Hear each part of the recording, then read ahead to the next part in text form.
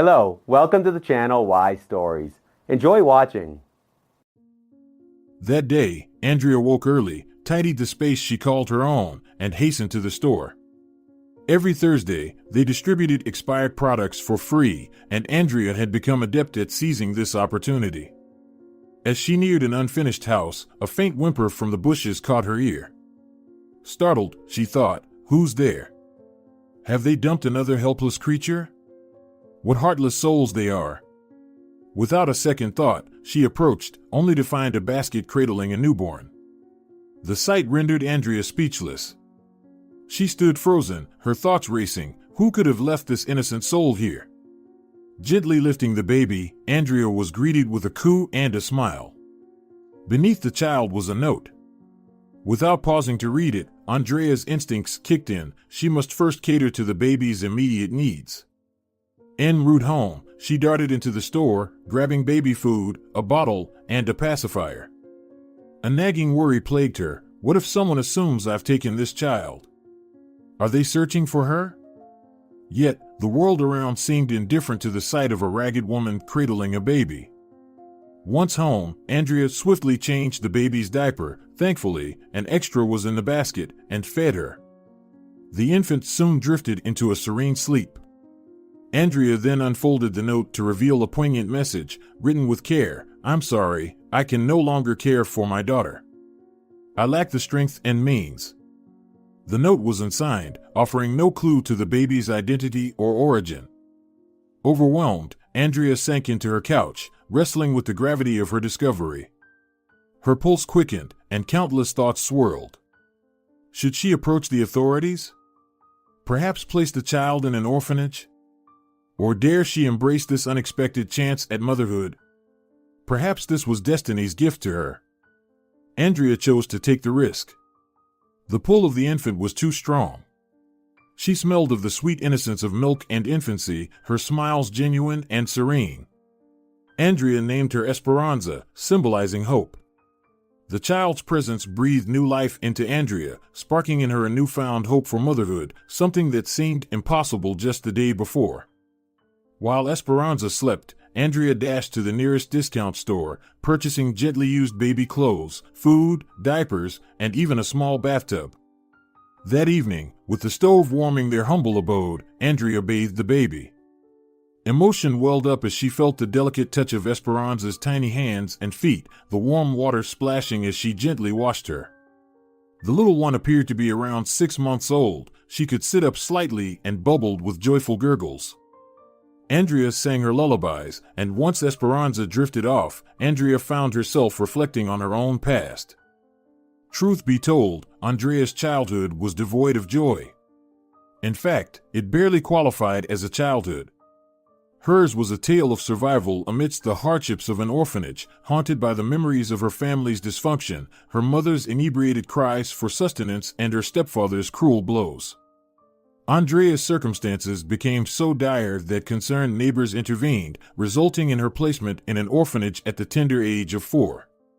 Life there wasn't a walk in the park either, yet she received the basic necessities. She was a diligent student, earning the affection of the caregivers. However, this only fueled the jealousy of her peers, who ostracized and taunted her, fearing she'd be a tattletale. Andrea loathed the orphanage, crossing off days on a calendar as she awaited her emancipation. Her self-image wasn't the best. She saw herself as gangly, perpetually hungry, and clumsy. The radiant hue of her red hair and her freckles, which janitor Vasily praised, only made her a target of mockery. Although Vasily would often remark, "Oh, Andrea, your hair shines like sunlight," she would dismissively retort, "Sunlight? I'm tired of being teased for being a redhead with freckles." Vasily would simply shake his head and reassure her. Upon leaving the orphanage, Andrea inherited an aging house on the city's outskirts. It wasn't much, but it was hers. Her job hunt was tough due to her lack of formal education and experience, but she eventually found work as a cafe waitress. Through sheer determination and hard work, Andrea carved out a place for herself on the team. It was here that she met Federico. The dark-eyed construction worker was instantly smitten by Andrea's fiery spirit and radiant hair. The two began dating and in time tied the knot. Though Federico wasn't wealthy, he was resourceful and skilled. He transformed Andrea's humble dwelling into a cozy sanctuary, and their life together was filled with harmony. Soon, to their mutual delight, Andrea became pregnant. Their happiness knew no bounds, and they began making plans, optimistic about their future. On the day everything changed, there were no dark omens or premonitions. Federico left for a nearby settlement to purchase lumber for the new fence they had planned to erect, as the old one was deteriorating. As was customary, Andrea kissed him goodbye and hurried off to work. By evening, a gnawing worry set in. Federico had not yet returned. Thoughts raced through her mind. Had there been an accident? Perhaps the truck broke down. But surely, Federico would have called. In her growing panic, she dialed his number repeatedly, only to find it switched off. Overcome with dread, Andrea called the police and local hospitals. That's when she received the devastating news. Federico had been involved in a fatal car accident. The days that followed were a blur, mourning, condolences, and an abyss of grief. Consumed by sorrow, Andrea could hardly cope, and a month after Federico's funeral, she suffered a miscarriage. It happened abruptly, in the dead of night. While the medical team managed to stabilize her, the baby could not be saved. If that wasn't enough, an ensuing infection led to complications, requiring Andrea to spend weeks in the hospital. To add to her torment, the doctors delivered heart-wrenching news. Regrettably, due to your current health circumstances, you won't be able to bear children in the future. We're truly sorry. When she was finally discharged, Andrea, heavy-hearted and bereft, yearned for the comfort of home. But as she neared her house, she was met with a gut-wrenching sight. All that remained was a smoldering pile of ashes. Everything had been consumed by fire: mementos, furniture, the very walls that had surrounded her. According to neighbors, the old wiring was the culprit. The house had, after all, stood for about a century. Lost and homeless, Andrea sought assistance from local authorities. While they placed her on a waiting list for housing, they provided no immediate solution. The curt response she received was, "It was your private property, and the fire occurred due to negligence. We're not obligated to offer housing. Don't you have any relatives or friends who could shelter you temporarily? Otherwise, consider renting a place." The distraught woman made her way to the cafe where she used to work, clinging to the hope that she might be able to rent a room with her salary. But even this hope was dashed. During her husband's funeral and her subsequent hospitalization, her position had been filled by another. No one had even bothered to inform her. Desperate, Andrea implored the cafe owner, presenting her hospital documentation as proof, but her pleas fell on deaf ears. Since she had been working off the books, she had no legal ground to stand on and no recourse. In a cruel twist of fate, Andrea found herself bereft of her husband, unborn child, home, and employment. It was a convergence of misfortunes that few could imagine. Despair consumed her, and she roamed the streets aimlessly, a vacant look in her eyes. She envied the purposeful strides of passers-by, all seemingly immersed in their lives. Come nightfall, she'd find herself seated on a bench, much like a stray dog, gazing longingly into the windows of strangers, catching glimpses of their bustling lives. She felt like a castaway, superfluous in a world that seemed to have moved on. She resorted to begging and sought solace in alcohol, hoping to numb her pain for a few fleeting moments. Train stations and park benches became her makeshift beds. One fateful evening, deep in an alcohol-induced slumber, Federico appeared in a dream. He pointed at her reproachfully. "Don't you dare give up. What have you turned into? This isn't you." Awakening to a cold drizzle on her face and discomfort from the hard bench beneath her, she cried out in anguish. "Federico! Why? Why did you leave me this way? How can you reprimand me? What's left for me here? I'm a burden, unwanted by anyone. I'll end it all right here under this tree. I long to be with you. Why should I go on? For whom? For what purpose?" As her words hung in the air, a deafening clap of thunder sounded, and a bolt of lightning split the sky, striking the very poplar tree she'd been under. It was left in two smoldering halves. A torrential downpour ensued, blurring her surroundings. Terrified, Andrea dropped to her knees, making the sign of the cross, murmuring, "Forgive me, Federico. I understand now. I'll forsake the drink. Just don't be wrathful." Dawn brought with it a newfound resolve. Andrea discovered an abandoned house on the town's fringes and inquired among the locals if she could take up residence there. An elderly woman simply gestured dismissively, saying. After hearing Andrea's story, the elderly woman, moved by her tale, gathered some items for her. "Take these old beddings, curtains, and clothes. My daughter outgrew them years ago, and they aren't in style anymore. They might be of use to you. With time, things will turn around." Holding back tears, Andrea replied, "Thank you for your generosity. I promise to make this house a home." Over the next few weeks, Andrea dedicated herself to cleaning and repairing the house. Her hard work and resilience endeared her to the neighbors, who began to offer her assistance. Before long, Andrea secured a job as a janitor at a nearby housing complex, giving her a stable income. The humiliations of begging were behind her. She dreamt of cultivating the neglected garden and began to budget wisely, often opting for discounted groceries. The loss of her husband still weighed heavily on Andrea's heart. He often visited her dreams, a comforting presence she felt even in waking life. Yet a profound emptiness remained. She yearned for motherhood. During her early morning shifts, she would watch parents accompanying their children to school, their hands intertwined, their conversations filled with love and concern. Her heart ached, desiring the closeness of a child of her own. Nights were the hardest, as she wept for both her lost husband and the child she'd never hold. The idea of adoption crossed her mind, but her circumstances seemed prohibitive. Fortunately, her personal documents had been spared from the fire, and she treasured Federico's photo, which she kept in her passport, like a protective charm. But as Andrea gazed at Esperanza, who was now peacefully asleep in a chair, a newfound determination welled up within her. She wouldn't part with the child, regardless of the challenges ahead. The prospect of sending Esperanza to an orphanage was unthinkable. She thought, if I keep her, I'll shower her with love and ensure she's safe, even if it means going without. But how can I get her properly documented? We can't move forward without them. The following day, Andrea, with a sense of determination, dressed in her best attire and took young Esperanza to the guardianship office. With tears in her eyes, she pleaded, "Please help me.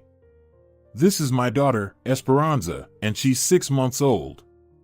I need to have her registered and obtain a birth certificate for her." The officials exchanged glances of disbelief. "How is this possible? Did you not give birth in a hospital? Didn't they register her birth? How can this happen in this day and age?"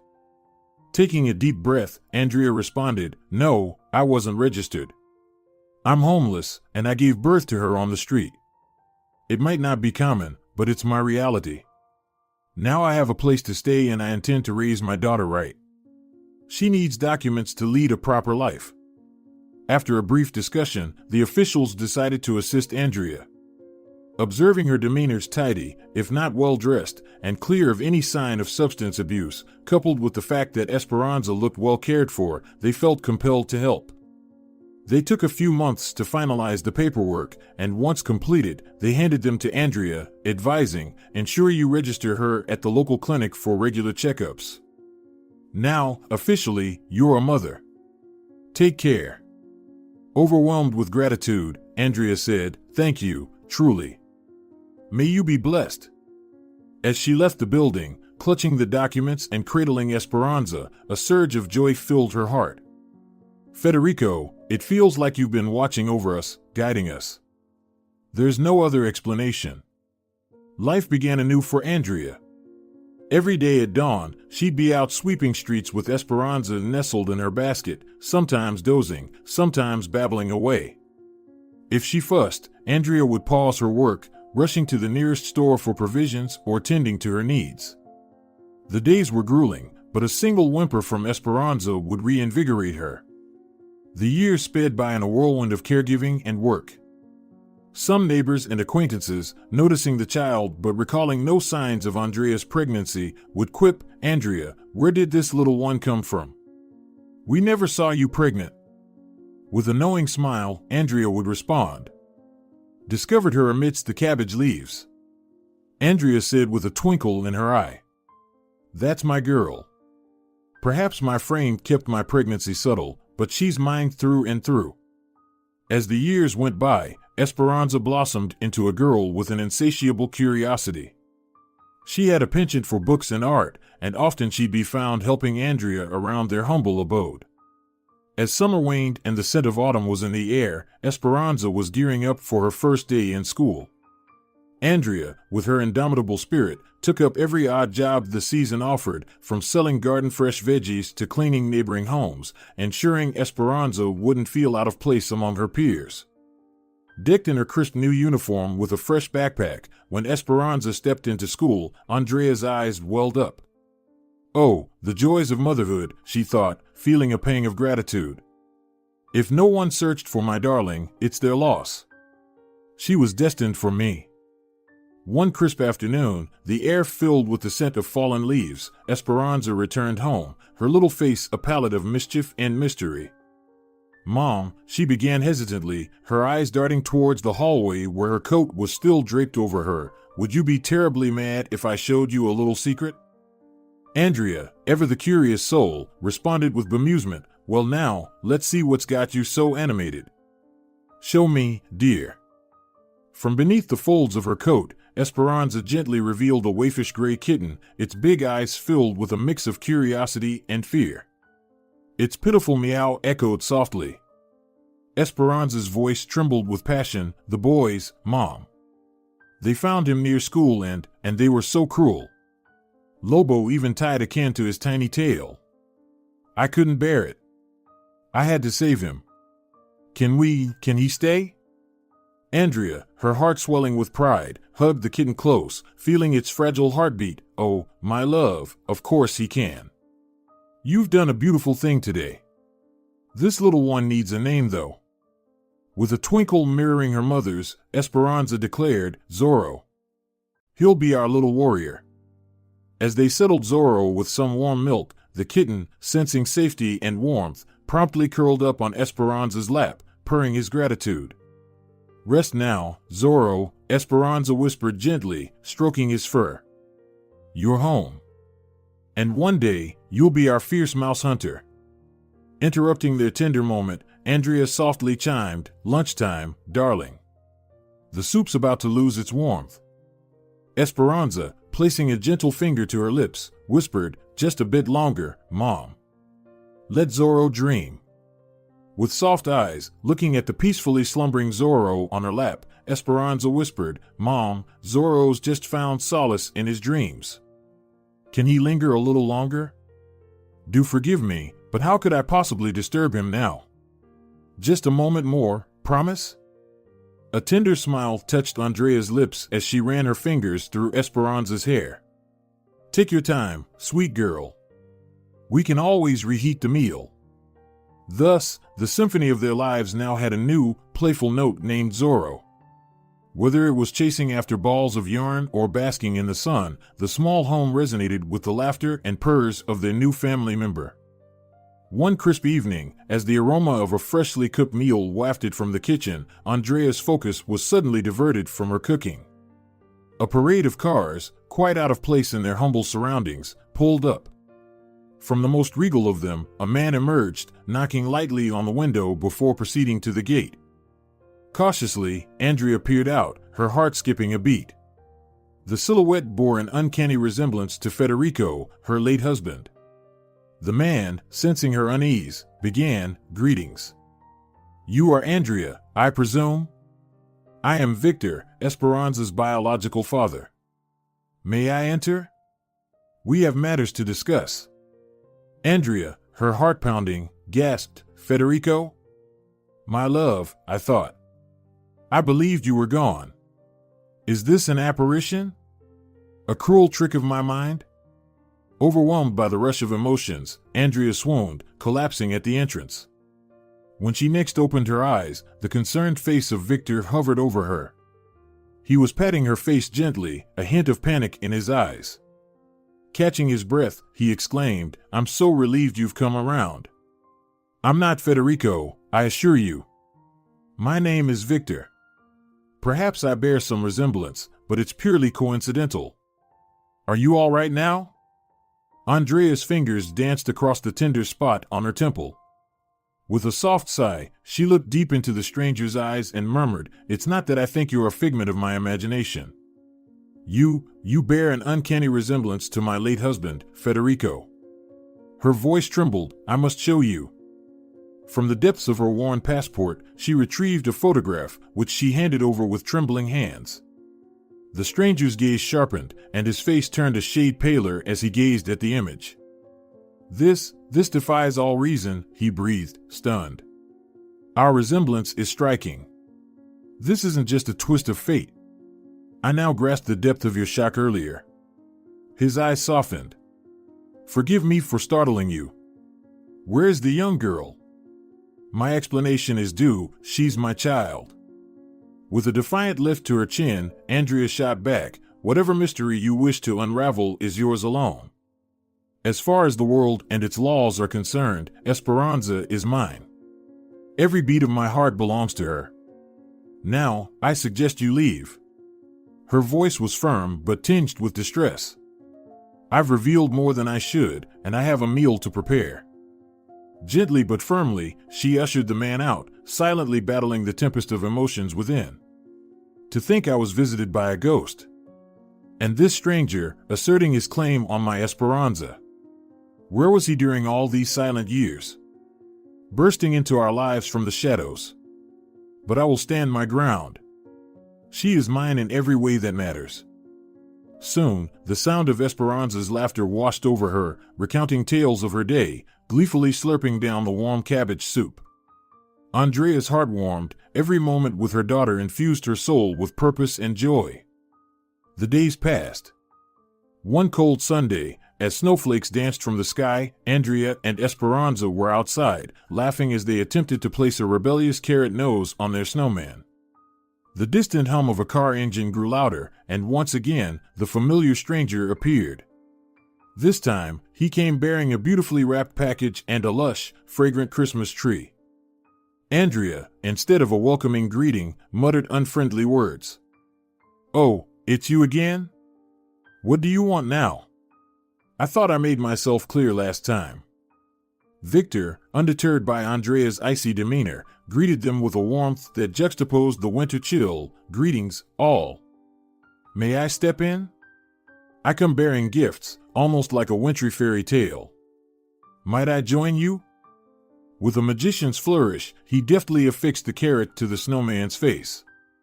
Esperanza's eyes danced with delight. "You have a craftsman's touch. I'm Esperanza, and beside me is my mother, Andrea. Presents are among my favorite things. Mother, why this frost towards our guest? See how he's brightened our day with that tree?" In the face of her daughter's gleeful enthusiasm, Andrea's resistance melted away. She gestured a resigned invitation, much like a leaf succumbing to the autumn wind. Victor's gaze flitted between the two, admiration evident. Andrea, with her fiery locks and sparkling emerald eyes, held an allure far more genuine than the masked sophisticates he often encountered. Beneath her unassuming attire, there was an undeniable grace. Esperanza, with the same fiery charm, mirrored a love and respect for her mother that was palpable. In them, Victor saw an authentic bond, something that often eluded his own opulent world. As Andrea ushered them to the dining area, her eyes silently pleaded with Victor to tread carefully, to protect the innocence of the moment from the looming shadows of the past. The spread was humble yet rich in love, a hearty vegetable stew followed by fragrant pastries. Coupled with Victor's contributions, the table was a visual and olfactory feast. As they ate, Victor's voice, filled with genuine appreciation, broke the thickening silence. "Andrea, in my life, I've indulged in the finest of cuisines, from exquisite lobsters to the rarest caviars. Yet, This stew, prepared with love and care, surpasses them all. Thank you for this genuine feast." But Andrea, lost in a tumult of thoughts, barely registered the compliment. The looming question tugged at her heartstrings. Could he truly be Esperanza's father? Time might reveal truths that could shatter our world. If the winds change, might I lose her forever? After lunch, the man started giving out presents. Esperanza squealed with joy when she saw the genuine, expensive Barbie doll and a huge bag full of candies and sweets. Victor handed a small red box to the woman and said, "This is for you, a heartfelt gift." But Andrea pushed it aside without even looking and whispered, "I'm not Esperanza, I'm not a 7-year-old. Don't try to appease or buy me off. I know why you've come. I won't give my daughter to you, don't even dream about it.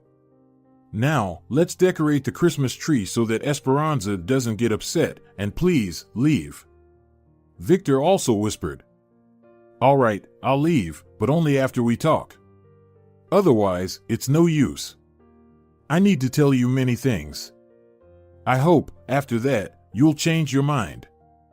They all continued to decorate the fluffy Christmas tree, hanging ornaments and garlands that Victor had brought. Esperanza was thrilled with the colorful, shimmering balls. Since all those years, they had only had a modest fir branch decorated with candies and cotton.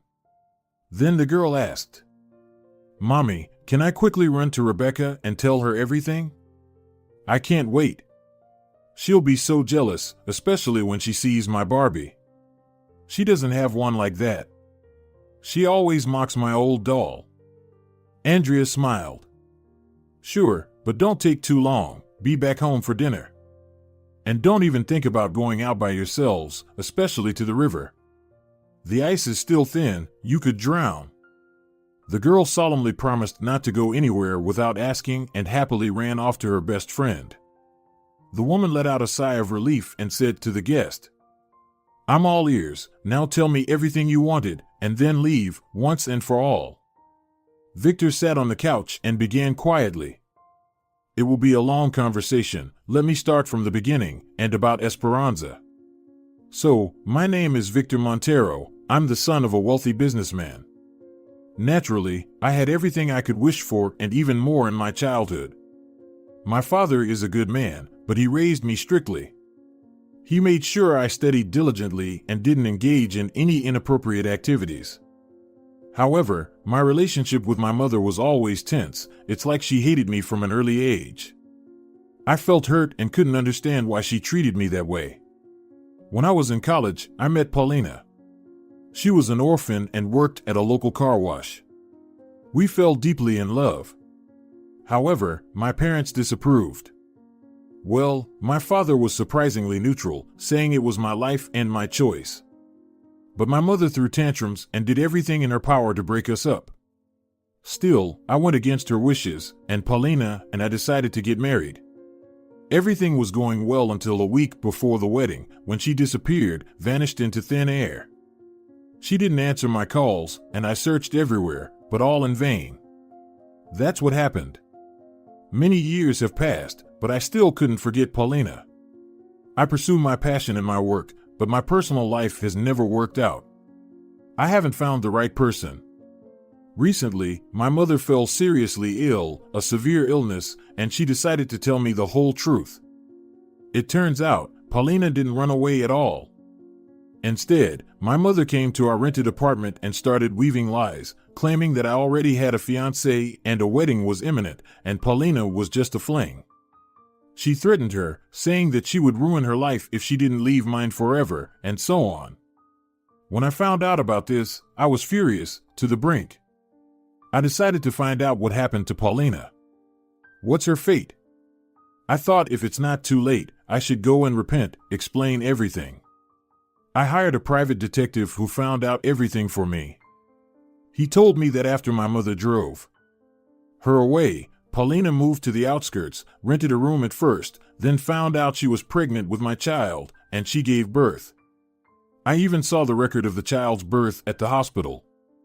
But according to the neighbors, the child disappeared. They haven't seen him or Paulina since then. Paulina herself fell into a prolonged depression, started drinking heavily, and seemed to spiral down due to everything she had gone through, and then died from alcoholism. The detective found her grave, and I sometimes go there. He is a true professional in his field and made every effort to find the daughter. First, he checked all the orphanages, but the girl was not there. Then, he hypothesized that Paulina might have left the child somewhere near her home. By piecing together small clues, he discovered that you, Andrea, suddenly had a 6-month-old daughter, although the neighbors claimed you were never pregnant. It all matched up when he compared the time of Paulina's delivery and when your daughter appeared. The baby was about 6 months old at that time. Considering that you lived very modestly, and even in a rundown house, the possibility of adoption is ruled out. No one would have given you a child, forgive me for saying so. So, I am absolutely sure that Esperanza is my daughter. She also bears a resemblance to me.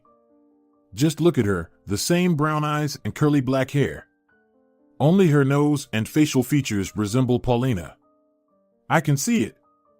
I insist on a genetic test. Let's do it to erase any doubts. Please, don't think that I want to take your daughter away or challenge your motherhood. You fear that, right? But don't worry. I just want to meet my daughter, be involved in her upbringing, and help her.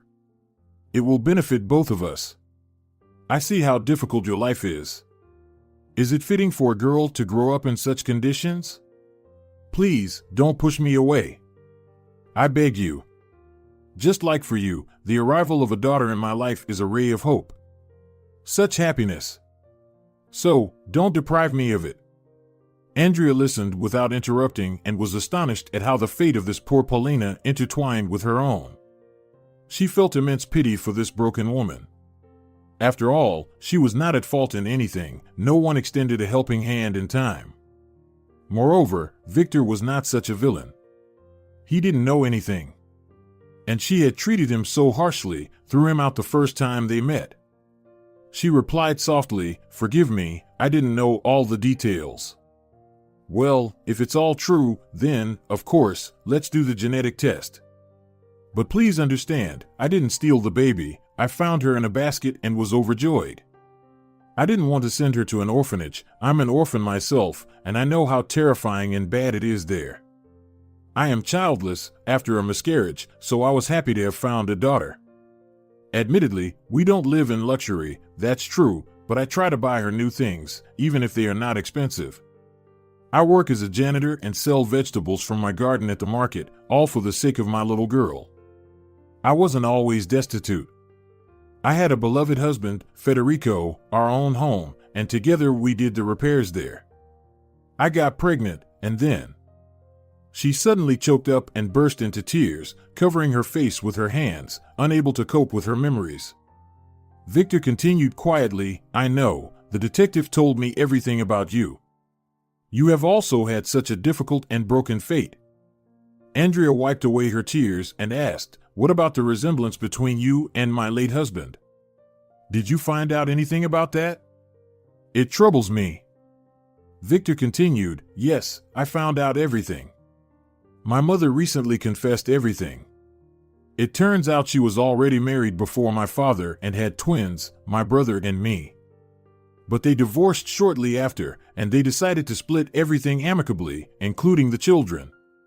Her first husband, Nicholas, was supposed to leave the city, so my brother and I would never meet. Isn't it sacrilegious? How could one come up with such a thing? To separate twins? Prevent them from seeing each other and communicating? However, Nicholas didn't stay long in an unfamiliar city and soon returned home. So, it turns out that your husband, Federico, was raised by my father alone, and they lived poorly, just scraping by. Meanwhile, my mother married a millionaire, my stepfather. When I found out about this, I was so furious. I can't forgive my mother for not helping her other son. Why she never told me anything? How could she have such a heart of stone to cause so much harm? To ruin so many lives at once?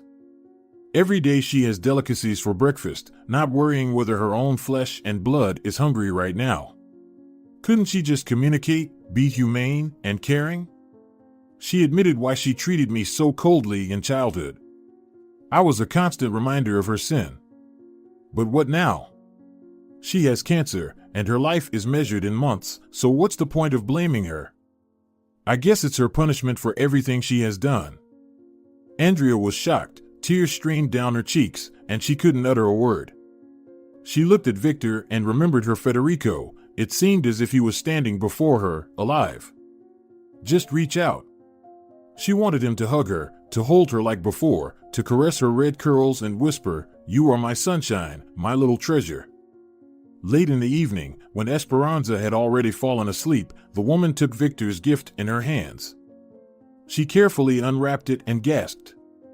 Inside was a stunning mint-colored dress made of a soft and pleasant material. Andrea couldn't resist and tried it on. She looked in the mirror and admired herself. It suited her green eyes perfectly and fit her figure perfectly. She twirled dreamily in front of the mirror, then took it off and sighed, "It's a great dress. But where would I wear it? Cleaning yards or washing entrances? Oh, my wretched fate." Nevertheless, her heart felt warm from the fact that Victor cared not only for her daughter but also for her. She had already forgotten what it was like to receive attention from a man. And she worried, "I'm ungrateful, I didn't even say thank you." Victor conducted the genetic test, and it confirmed that Esperanza was his daughter. From that moment on, Andrea and Esperanza's lives turned upside down, becoming like a beautiful fairy tale. Victor bought a well-appointed apartment specifically for his daughter, and Andrea moved there with her. She no longer worked as a janitor. Victor made her a secretary in his company. But before that, like a storyteller or magician, he worked on Andrea's image and took her to a beauty salon, saying to the girls, "Make her shine like the brightest star." Life smiled upon Andrea and her daughter, and their days became filled with happiness and joy. The hardships of the past gradually faded away in the light of this newfound love and care. Dear ladies, your task is to provide this woman with the maximum pleasant sensations and do everything as she desires. Oh, my! Andrea felt like she was on cloud nine with happiness. She completely relaxed and entrusted herself to the skillful hands of the cosmetologists. She thought to herself, "Not long ago, I was sleeping on a bench in the rain, thinking my life was over. And now, I'm in a fashionable salon, living in a luxurious apartment, having a good job, and my beloved daughter." Life is such an unpredictable thing. When the woman looked at herself in the mirror 2 hours later, she was amazed. Instead of a tired, 35-year-old beggar worn out by life and heavy work, she saw a sophisticated and respectable lady. They gave her a beautiful hairstyle, trimmed her bangs, refreshed her face with a mask, applied light daytime makeup, and a gentle manicure. In the adjacent clothing salon, they picked out several dresses and stylish trouser suits, along with matching shoes and accessories. She had never felt like such a queen. Waiting for her in the car, Victor whistled when she finally emerged from the salon. His heart raced at the sight of such a beauty. He couldn't hold back and said, "Oh, Andrea, you look so splendid. I think I've fallen in love, completely and irrevocably." The woman blushed. She found the compliments very pleasant and replied, "Oh, come on. Thank you for everything, Victor. You are like a genie, like a kind wizard who burst into our lives, mine and Esperanza's, and painted it with bright colors. I couldn't have dreamed of a father like you for her. She has grown so attached to you, maybe it's time to tell her the truth?" Victor took her hand, looked into her eyes, and said tenderly, "Andrea, listen. Our destinies have become so tightly intertwined, and Esperanza has bound them firmly. How do you feel about us becoming one family? I wouldn't mind it. I believe Esperanza wouldn't mind either. What do you say? I won't force you, but I really want to raise our daughter together. I miss her so much and count the seconds until our next meeting." The woman froze, her legs even trembled. She had a strong liking for Victor as he was the spitting image of her late husband, and as a person, he was excellent. Generous, caring, he was the kind of husband one could only dream of. Was all of this really happening to her? With a trembling voice, she replied, "I agree. Let's give it a try. We just need to somehow prepare our daughter. How do we tell her all this? I can't imagine. Victor answered, I believe in always telling the truth to everyone, so we need to be straightforward. Esperanza is a clever girl. I think she will understand everything. In the evening after dinner, Victor finally mustered the courage and approached Esperanza, who was diligently doing her homework, and said, Esperanza, we need to talk to you. Your mother and I have decided to get married because I am your real dad. We love each other and want to take care of you together. After all, you are our little son and beloved daughter. How do you feel about that? With bated breath, Andrea watched Esperanza, her heart pounding with apprehension. Would the revelation shatter the world she had so carefully constructed for her daughter? But, instead of tears or confusion, Esperanza's face lit up like the morning sun. She raced into Victor's waiting arms, exclaiming, I had this feeling in my heart. You were the kind soul behind that enchanting doll, weren't you? Does this mean we're like the families in storybooks? With grandparents who tell tales by the fireplace. Victor's laughter, rich and heartfelt, echoed in the chilly air. Absolutely, he whispered, pressing a tender kiss on Esperanza's forehead. Tomorrow, my love, you'll meet a grandfather who has traveled the world and will regale you with tales of his adventures. You're going to adore him. Andrea, her fears melting away, wore a smile as warm as summer. All right, newfound family, she chimed, hands washed, and to the table. Once lessons are complete, how about a spirited game of bingo?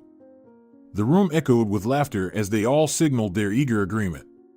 They then proceeded to the heart of the home, the dining table, unified in their newfound happiness. For Andrea, it felt as if she had been transported back to a time when life was simpler and sweeter. The weight of past sorrows seemed to lift, replaced by the euphoria of the present. The world now held a hue of promise, and Andrea reveled in the newfound harmony. Esperanza, now attending a prestigious school with an emphasis on mastering the English language, shone brilliantly, her potential evident in every accomplishment. Andrea too found her stride, transitioning seamlessly into her new role. Though the early days were filled with mountains of paperwork and occasional missteps, she eventually flourished, becoming an indispensable asset. And Victor, every evening, would race home, drawn by the allure of a loving family and the tantalizing aromas of a home-cooked meal. Andrea was the bedrock of their newfound happiness, her patience and grace a guiding light. Late at night, in the quiet moments, she would send silent thanks to Federico. Thank you, my love, she'd whisper to the stars, for watching over me, guiding me to Victor, and ensuring that love always found its way home. If you're enjoying it as well, leave a like and subscribe.